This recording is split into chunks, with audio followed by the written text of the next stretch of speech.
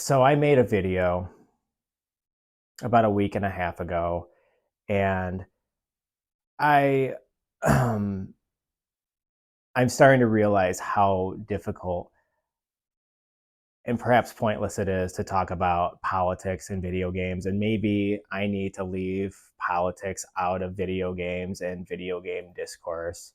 So, you know what? From here on out, I'm just kidding. I'm not going to stop talking about politics in video games. Hey, hi, this is my response video to my Ada Wong video that I just recently posted, which got a lot of positive feedback, which I am very grateful for, but also got not so great comments. People were not particularly pleased with what I had to say, so let's just get right into it. I got a few variations of this comment, but I'll just read this one from DH Prince 2028. Bro had a point, then sort of lost it. To which I say, no, the point was still there. You just didn't want to hear it anymore. And like, I get it. This stuff isn't easy to digest. I remember when I was younger, I had to read this book called White Privilege. And it wasn't the Peggy McIntosh short essay that I talk about in the video.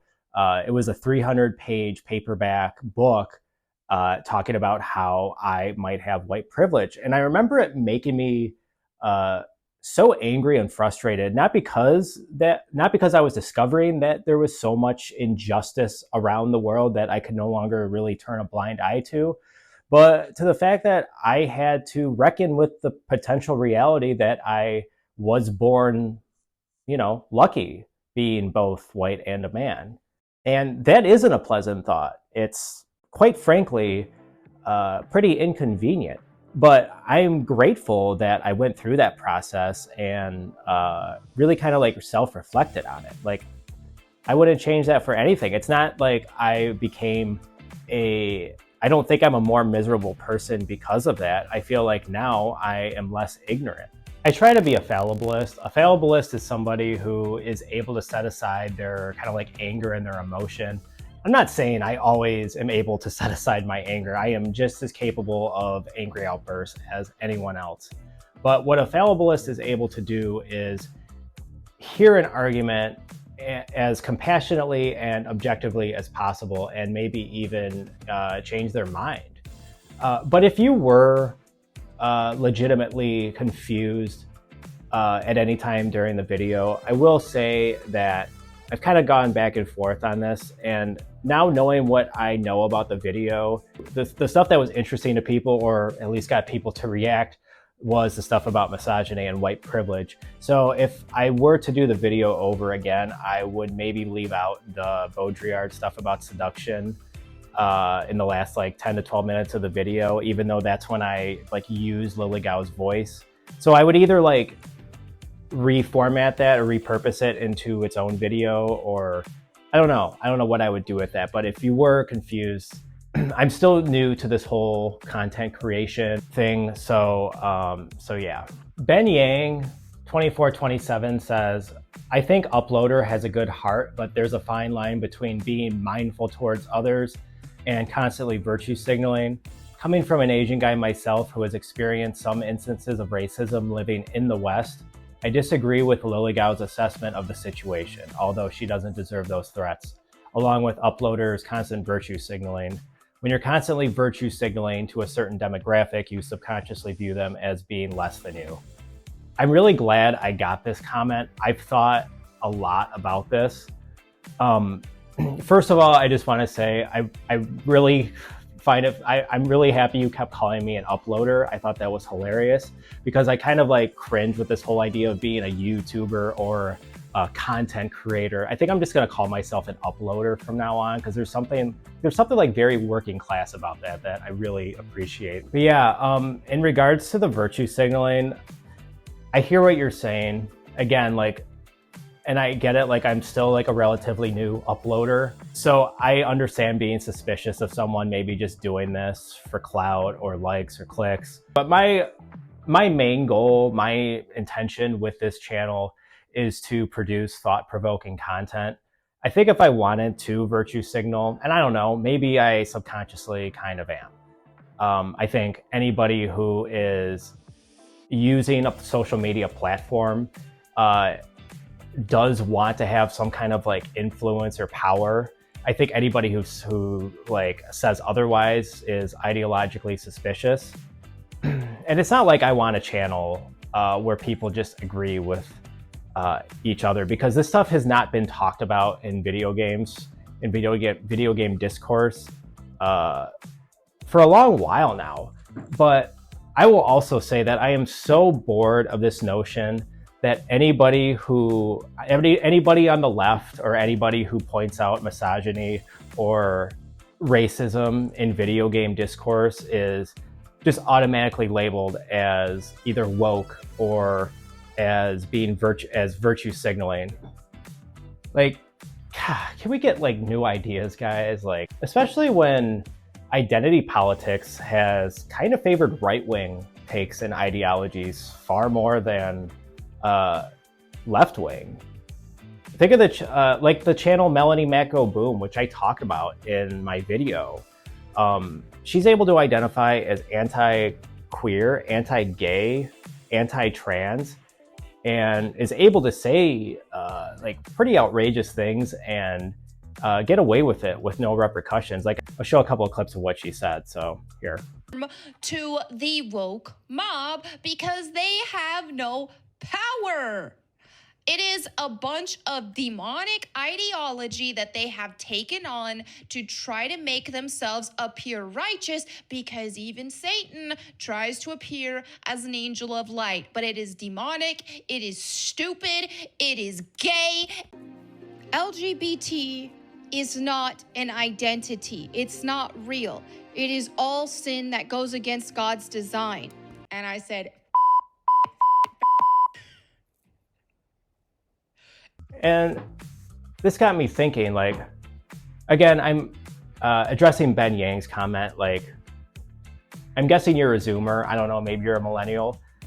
If you're not a Zoomer, I'm sorry. I'm a millennial, and I understand there's like, and the reason I'm pointing out the generational difference here is because I get, you might think I'm ideologically suspicious for saying what I'm about to say, but I think I do believe this pretty strongly. Like, I'm not saying you're doing this, but I'm saying people who got angry with my video and the way they did, I think if you like have this like stubborn refusal to like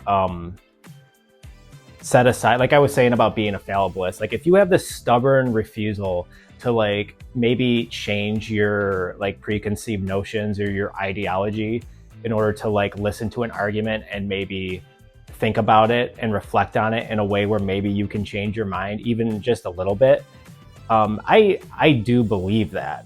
And and maybe you see me as a millennial and you think I'm just like kind of full of shit or I'm ideologically suspicious. I don't know. It's interesting. I think this culture war is very interesting. And the reason, and I think this kind of like generational clash is another big issue facing a lot of different spheres, but especially gaming. But first I want to talk about how this culture war in regards to like left-wing, right-wing politics, which, yeah, it's very simplistic to like narrow this down to a left-wing, right-wing issue, but just for the sake of this being, I don't want this to be a super long video, super dense video. I'm just going to say that like the right-wing ideology kind of like won the culture war with video games for the most part, I would say. I know there's sites like Polygon that do exist, and I know somebody pointed out that I unironically posted a Polygon article as part of my argument, which, like, yeah, they're one of, I don't love Polygon. They're one of the few websites that still point out sexism in video games when it happens. So, okay, great. But back in like the early 2010s, there was this YouTuber named Anita Sarkeesian who became pretty famous for, she started this YouTube channel and I think a podcast called Feminist Frequency, where she pointed out a lot of misogynist tropes in video games. And although her content was very popular and she got pretty famous and received like near mainstream recognition, at least definitely in video games. She received a huge amount of backlash for this. Like, so for example, people would flood her DMs with death threats, sending her drawings of video game characters sexually assaulting her. Uh, her account got hacked, I think, and she got doxxed. Just like really cruel stuff. And Zoe Quinn, who was a video game developer at the time, I'm not sure if she still is, but she's most known for making Depression Quest. She kind of got lumped in with Anita Sarkeesian, and I think they like did a tour together. So for the first time, like, video games had a feminist movement, and it was met with this huge amount of backlash, mostly from the far right and this YouTuber named Sargon of Akkad, who is, yeah, I mean, this guy is so far right that I think he's been banned from Facebook. That's how far right he is. So my point is, like, this culture war was kind of won in a political sense by right wing and in even some cases far right wing ideologies. And to the claim that I might be subconsciously looking down on gamers, what I look down on is, like I said earlier, this like stubborn refusal to change your ideology in any sort of way, where it's just kind of like, okay, these are my thoughts, these are my values, they will always be this way, they will never change. I think that is not only ideologically suspicious, I also think it's insufferably boring. And this leads me to why I think politics needs to be kind of addressed more and be talked about more in like an open forum in video games, where people no longer have to really feel shameful whenever they bring it up. H Bomber Guy made this point, who is like a left-wing YouTuber, even though like he gets associated with like the BreadTube movement, even though like a lot of content creators are like don't like being associated with that, and I kind of agree with that. It's kind of like this weird label, whatever. And his channel isn't always about video game content, but he made the point in his Fallout New Vegas video where politics kind of makes things more interesting because it brings this kind of like fabric of reality into video games. And like, I understand this narrative that games should just be about like mindless escape from our shitty lives, our shitty jobs, whether or not we're still single. And like, we're all overworked regardless of like generation. We're all overworked, we're all underpaid, we all think we're immensely undervalued, and all those things are true. But I don't think that necessarily means that we can just use video games as like this means of distraction, because I think that just proliferates the lack of any meaningful change in this industry. I think that's why we're still getting so many remakes and remasters. And I try to be as much of a realist as possible, which does kind of make me a bit of a skeptic. I try to be a hopeless romantic, but I don't know if a better world is possible. I'm pretty skeptical. I'm pretty pessimistic about that, at least in my lifetime. But what I do hope can maybe change is that at least the world can become a little more interesting. And I think the more and more politics are kind of just like marginalized in discourse, it's going to make everything just more and more lame. And I'm not talking about like the spectacle of politics, like Kamala Harris debating Donald Trump or Joe Biden. Like, fuck all that. I'm not talking about that. I'm talking about like things that people actually care about and are passionate about. And if we are passionate about these things, which I think my video proved, then I think it's worth talking about more. And I really like this comment from Gen Stargate 5249. Did this guy forget Resident Evil is a Japanese video game? The outfits has nothing to do with the Western perspection of Orientals. We Asians don't care about racism. The real problem is the quality of the voice acting was not at the same level as the other voice actors. This is stupid to blame racism for the poor performance and subsequent criticism. First of all, wow, speaking on behalf of all Asians, that must be a really tall order. I can only imagine how much responsibility that entails. That's a lot of people. Good for you. But I mentioned in the video that Capcom, which, yes, is a Japanese company, was incentivized to make a game that appealed more to a Western audience, Resident Evil 4 and Resident Evil 5 in particular. And I don't think do I think Capcom was being overtly racist in this decade making these games? Not particularly, but I do think they didn't care because they were incentivized to make a game that appealed to a Western audience. And they weren't really thinking hard about whether or not this would be culturally insensitive. They just went ahead and did it. And both Resident Evil 4 and Resident Evil 5, which I think sold even better than Resident Evil 4, they were incentivized to make a game that made a shit ton of money. And lo and behold, people ate it up.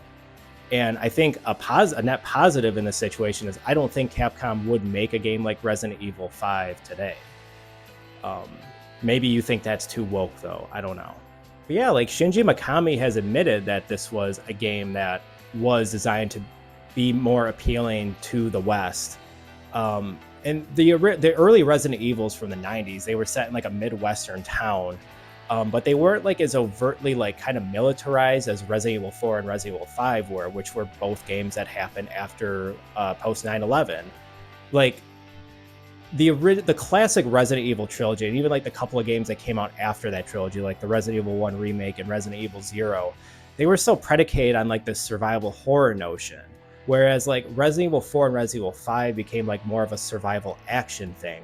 Weapon and item scarcity were no longer the big draw. It was more about weapon customization. They RPG-ified weapons, guns, which the West at the time were fascinated by. We were 2 years away from Call of Duty blowing up. Call of Duty games were already starting to come out. Gears of War was not directly a response, but pretty close in line with Resident Evil 4. It released, I think, a year later. So you had these, and Gears of War was doing its own thing. Some people say it's kind of a critique on the military. So you can read that into it, but it can't be denied that there was this decisive shift in how Capcom looked at Resident Evil 4 because the old model was not selling anymore. They had to figure out a way to make it more appealing. And Shinji Mikami, I read this in an interview. I swear I did, but I can't find the exact quote. But he's kind of ashamed. Kind of regrets how Resident Evil 4 kind of turned out to be the most popular game in the franchise. Because he wasn't that in love with the core concept of the game. And to the people who were pissed off about what I said about Resident Evil 5, there are two things that are true about Resident Evil 5. It's both a very fun cooperative game, and it's also a game that has a lot of fucked up shit in it, and it's okay. I'm not saying these games shouldn't exist. I'm not saying you should feel bad for playing these games. I'm not your father. Figure out your own opinions. To conclude, I am not anti-white. In fact, I think most people in general are decent people. It's our system that's corrupt and bad. It thrives on competition, paranoia, suspicion, and our system isn't just based on white supremacy, it's based on patriarchal supremacy. Oh God, there's another woke word, patriarchal. But again, this doesn't mean that all men are bad, or even some, or there aren't women who follow the same patriarchal structure to the top and then get to the top and don't change the system in any meaningful way because the system is designed to dominate and exploit people. The system favors two different types of oppression. That's why we're all tired and feel like we're undervalued. So that's all I got. I don't know why I'm holding the microphone now instead of, well, I do know. I had it in a perfect position on my lapel or my sweater or whatever this is. I'm getting a little punchy now, but yeah, I'm just holding it now. So yeah, hopefully this is of some interest to you. I'll have some more actual video essay content, uploader content up soon. So if you made it this far, thanks for watching.